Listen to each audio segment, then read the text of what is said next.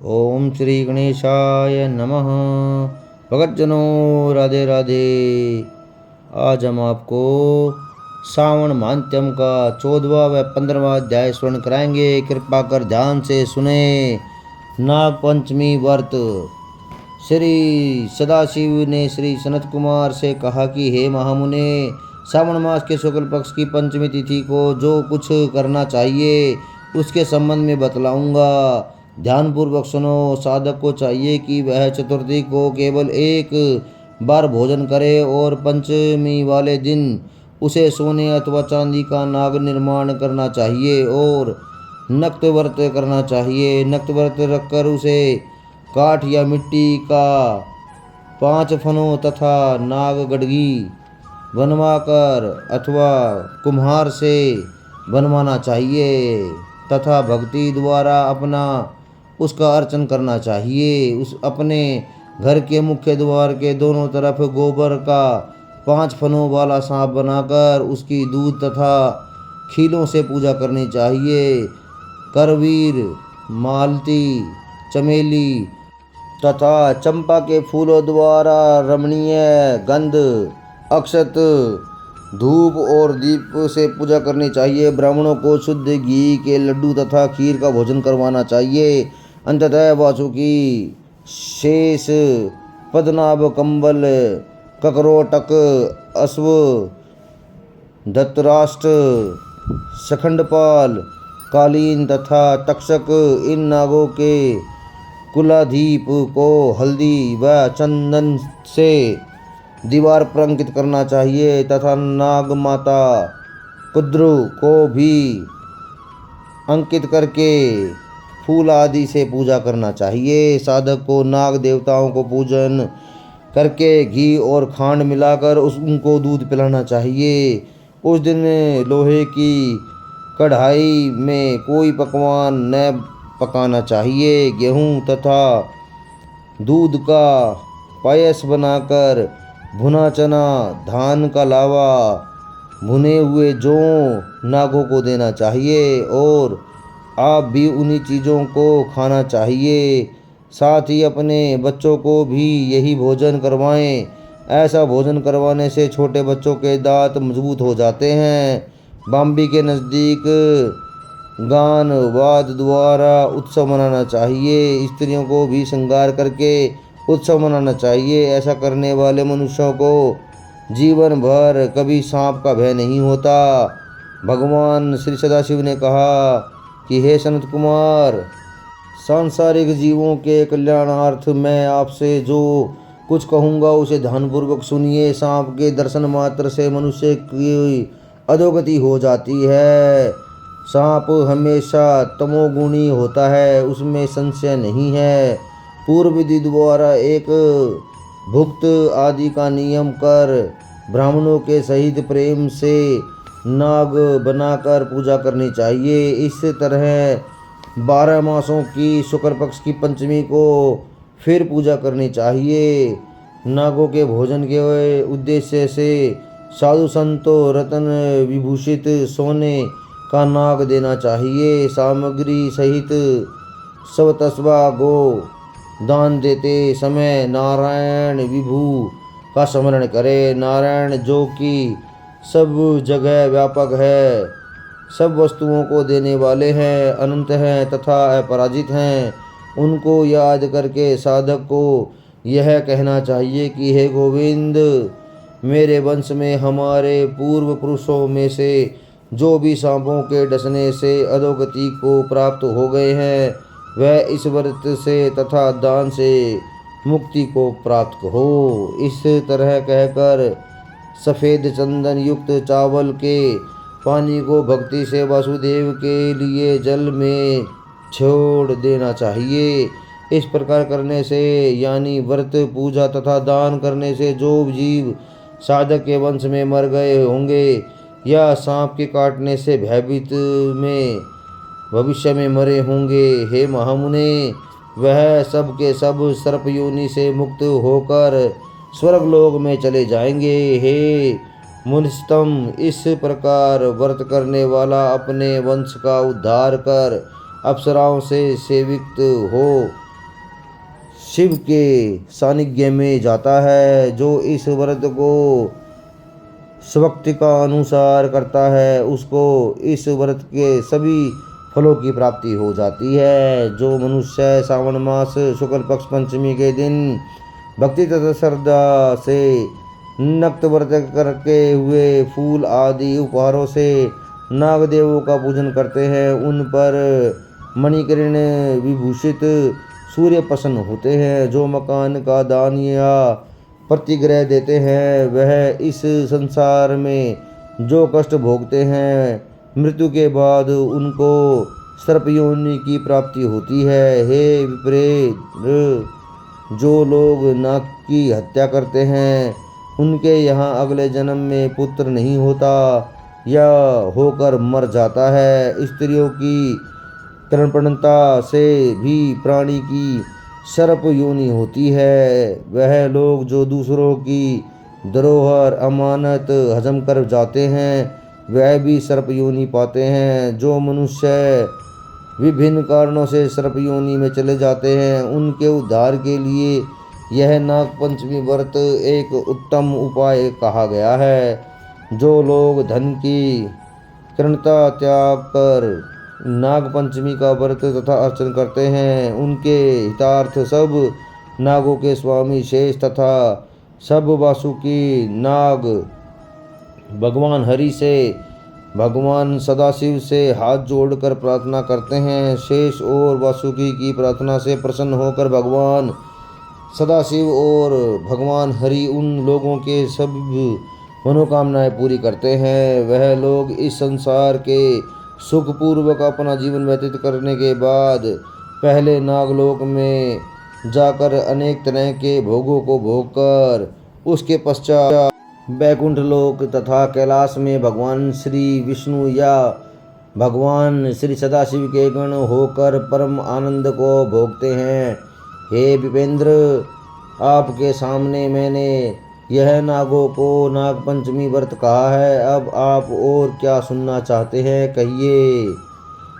श्रावण मास महात्म्य 14वां अध्याय समाप्त। 15वां अध्याय सुबोधन नामक व्रत। श्री सनत कुमार जी ने भगवान श्री सदाशिव से कहा कि हे प्रभु, मैं नागों का आश्चर्यजनक नाग पंचमी व्रत आपके मुखाबिंद से सुन चुका हूँ। हे दिवेश, अब आप मुझे षष्ठी के दिए गए जाने वाले इस व्रत के संबंध में बताइए। इस व्रत का नाम क्या है और विधान क्या है। भगवान श्री सदाशिव ने श्री शरद कुमार जी से कहा कि हे तात, सावन मास शुक्ल पक्ष की पंच षष्ठी तिथि को महामृत्यु विनाशक उत्तम सुपोधन नाम का यह व्रत करना चाहिए। शिवालय या घर में भगवान श्री सदाशिव का अर्चन करके दाल, आटे, भात का निवेद, नमक सहित आम का साग बनाना चाहिए। ब्राह्मणों को निवेद पदार्थों का वायान देना चाहिए। जो मनुष्य विधि पूर्वक इस व्रत को करता है उसे बड़े भारी पुण्य की प्राप्ति होती है। उसके संबंध में तुम्हें मैं एक प्राचीन कथा सुनाता हूँ। रोहत नामक एक राजा के यहाँ बहुत समय तक संतान नहीं हुई। उनके पुत्र की प्राप्ति के लिए कठिन तप किया। तप के द्वारा श्री ब्रह्मा जी ने प्रकट होकर उस राजा के कहा, राजन, तुम्हारे भाग्य में पुत्र प्राप्ति नहीं है। लेकिन राजा इस पर भी पूर्ववर्त तपस्या में लीन रहा। ब्रह्मा जी दोबारा प्रकट हुए और राजा से कहा, राजन, तुम्हें जो पुत्र मैं दूंगा वह अल्पायु होगा। इस पर राजा और रानी ने सोचा कि अल्पायु पुत्र ही सही, एक ताक उसकी प्राप्ति से वंध्यापन हट जाएगा, दूसरे इस लोक में अपुत्र होने की निंदा मिट जाएगी। श्री ब्रह्मा जी के वरदान से राजा के यहाँ शोक और हर्ष से युक्त पुत्र हुआ। राजा ने जातकर्म आदि संस्कार बड़ी धूमधाम से किए। राजा रोहित तथा रानी दक्षिणा ने पुत्र का नाम शिवदत्त रखा। डरते डरते राजा ने राजकुमार का उपनयन संस्कार किया। मृत्यु के भय से राजा ने उसका विवाह नहीं किया। जब राजकुमार 16 वर्ष का हुआ तो उसकी मृत्यु हो गई। ब्रह्मचारी पुत्र के मरने से राजा दिन रात चिंतित रहने लगा, क्योंकि जिस वंश में ब्रह्मचारी की मृत्यु हो जाती है वह वंश नष्ट हो जाता है और उसकी दुर्गति हो जाती है। संत कुमार जी ने भगवान श्री सदाशिव से पूछा कि हे देवादिदेव जगन्नाथ, क्या इसका कोई उपाय नहीं है? यदि है तो मुझे बतलाइए। भगवान श्री सदाशिव बोले कि हे तात, मृतक सनातन या ब्रह्मचारी आदि हो तो अर्क विधि से विवाह संयोग करके पेट तथा ब्रह्मचारी को मिलाकर देश काल गोत्र तथा नाम को कहना चाहिए और यह कहना चाहिए कि मैं मरे ब्रह्मचारी की शांति के लिए नैसर्गिक व्रत करता हूँ। पहले सोने से अभ्युदायिक कर अग्नि स्थापन तथा आधार वाज्य संख्यक आदि आहुति देनी चाहिए। अव्याहृत्यों में हवन करके व्रत के अनुष्ठान के लिए फल पाने के लिए व्रतकर्ता को अग्नि तथा विश्वदेव का घी से हवन करना चाहिए। समष्टिकृत व्रत करके अवशिष्ट होम समाप्त करना चाहिए। देश काल का विचार करके हवन के पश्चात कहना चाहिए कि मैं अर्क विवाह करूँगा। सोने से अभ्युदयिक करके पीपल शाखा तथा शव को हल्दी और तेल से लेप कर पीले सूत द्वारा विशिष्टित आधारांत हवन करके अग्नि बृहस्पति काम 4 अव्याहृतियों से हवन करके सृष्टिकृत संख्यक होम कर कर्म को समाप्त कर देना चाहिए। यथा विधि पीपल की डाल और मृत शव को जला देना चाहिए। मृत्यु की संभावना हो तो इस व्रत को 6 वर्ष तक करना चाहिए। 30 ब्रह्मचारियों को नए कौपीन और एक हाथ या कर्म मात्र तथा कृष्णाजीन देना चाहिए। खड़ाऊ छत्र माला गोपीबंधन मणि प्रबाल माला तथा आभूषण समर्पण करने चाहिए। इस प्रकार करने से कोई विघ्न नहीं होता। भगवान श्री सदाशिव ने श्री सनत कुमार से कहा कि हे सनत कुमार, राजा ने इस विधि को ब्राह्मण के मुख से श्रवण करके सोचा कि यह अमुख अर्क विवाह मुझे अच्छा नहीं लगा। विवाह का मुख्य होना उचित है, जिससे मेरे जीव के वास्ते कोई कन्या नहीं देता। मैं राजा हूँ, जो कोई इसको अपनी लड़की देगा मैं उसे रत्न तथा बहुत सा धन प्रदान करूँगा। इसके शहर में एक ब्राह्मण रहता था, जो कि उन दोनों बाहर गया हुआ था। उसकी पहली पत्नी मृत पत्नी से एक लड़की थी। उस ब्राह्मण की दूसरी पत्नी बहुत ही दुष्ट थी। उसने ढाह से तथा पैसों के लालच में राजा को लड़की देना स्वीकार कर लिया। उसने 1 लाख रुपया नकद लेकर राजा को अपनी शीत की 10 वर्षीय कन्या उसके मृत लड़के के लिए दे दी। उस लड़की को लेकर राजा के सेवक शमशान भूमि में गए। उन्होंने राजकुमार के शव के साथ उस लड़की का विवाह किया और बाद में उस शव के साथ उस लड़की को जलाने की तैयारियां करने लगे। तब लड़की बोली, आप यह क्या कर रहे हैं? लड़की की बात सुनकर वे सब दुखी होकर बोले, यह तेरा पति है, हम इसकी देह को जला रहे हैं। लड़की डरकर रोने लगी और उसने कहा, आप मेरे स्वामी को क्यों जलाते हैं? मैं इसे जलाने नहीं दूंगी। आप सब लोग यहाँ से जा सकते हैं, मैं तो यही इसके पास ही रहूँगी और जब यह उठेंगे इसके साथ ही जाऊँगी। लड़की का हठ देखकर सब करुणा से आदर्शित होकर वहाँ से चले गए। उस समय बड़े बूढ़ों ने कहा, घोर कष्ट है, किसी का भविष्य तो नहीं जान सकते। यह लड़की बेचारी अपनी सौतेली माँ के द्वारा बेची गई है। इसके तो भगवान रक्षक हैं। हमें मरे हुए राजकुमार को, इस कन्या को हरगिज नहीं जलाना चाहिए और यहाँ से चले जाना चाहिए। इसके बाद सब लोग अपने अपने घरों को वापस लौट गए। तब वह छोटी सी लड़की, जो कि कुछ भी न समझ सकती थी, सबके पास अकेली बैठी हुई रोने लगी और बार बार भगवान श्री सदाशिव तथा भगवती पार्वती भी बार बार उसको याद करने लगी और नंदी पर सवार हो तेजी के साथ उस बालिका के पास पहुँचे। बालिका ने जब भगवान श्री सदाशिव और माता पार्वती को देखा तो वह अपने स्थान पर से उठी और उन्हें प्रणाम किया। उसे भगवान तथा भगवती के आने से बहुत संतोष हुआ। उसने भगवान सदाशिव से पूछा, क्या मेरे पति जी उठेंगे? उसके सहज बाल भाव को देखकर कृपाणु भगवान सदाशिव तथा पार्वती ने कहा कि हे बालिके, तेरी माँ ने सुपोदन नामक व्रत किया था। तेल तथा जल लेकर उसके फल को संकल्प करके तू उसे अपने पति को दे दे तथा मरे पति से कह, मेरी माँ ने जो सुपोदन नाम का व्रत किया था उसके प्रभाव से मेरा पति पुनर्जीवित हो जाए।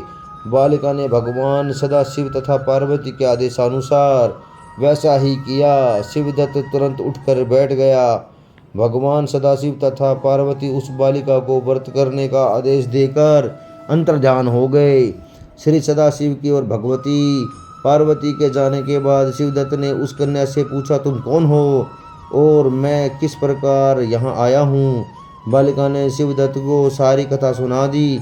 इसी प्रकार रात बीत गई। प्रातःकाल नदी के तट पर स्नान करने के लिए आए हुए लोगों ने वापस लौटकर राजा से पूछा, महाराज, आपका पुत्र तथा पुत्रवधू नदी के किनारे पर बैठे हुए हैं। राजा सारा हाल सुनकर अत्यंत प्रसन्न होकर बाजे गाजे के साथ नदी के तट पर गया।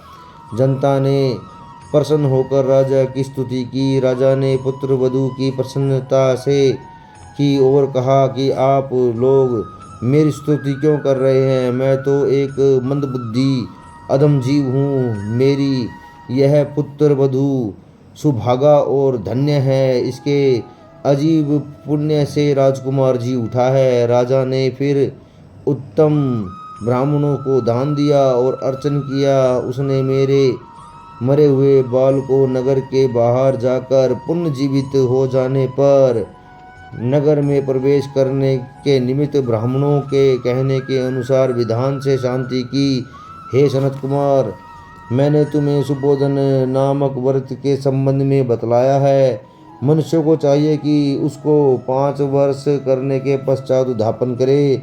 भगवान श्री सदाशिव तथा भगवती पार्वती का प्रतिदिन अर्चन करके चूरू तथा आम के पत्तों द्वारा प्रातःकाल हवन करना चाहिए। पूर्व विधान से व्रत में निवेद तथा वायन देना चाहिए। इस प्रकार व्रत के करने से मनुष्य का चिरायु पुत्र की प्राप्ति होती है और अंत में वह शिवपुर को जाता है। श्रावण मास मान्यम 15वां अध्याय समाप्त। ओम त्र्यंबकम यजामहे सुगंधिं पुष्टिवर्धनम् उर्वारुकमिव वन्दनात् मृत्युमोक्षीयमामृतात्। ओम त्र्यंबकम यजामहे सुगंधिं पुष्टिवर्धनम् उर्वारुकमिव वन्दनात् मृत्युमोक्षीयमामृतात्। ओम त्र्यंबकम यजामहे सुगंधिं पुष्टिवर्धनम् उर्वारुकमिव वन्दनात् मृत्युमोक्षीयमामृतात्। ओम त्र्यंबकम यजामहे सुगंधिं पुष्टिवर्धनम् उर्वारुकमिव वन्दनात् मृत्युमोक्षीयमामृतात्। बोलो उमा सहित ओम नमः शिवाय, उमा सहित ओम नमः शिवाय, उमा सहित ओम नमः शिवाय।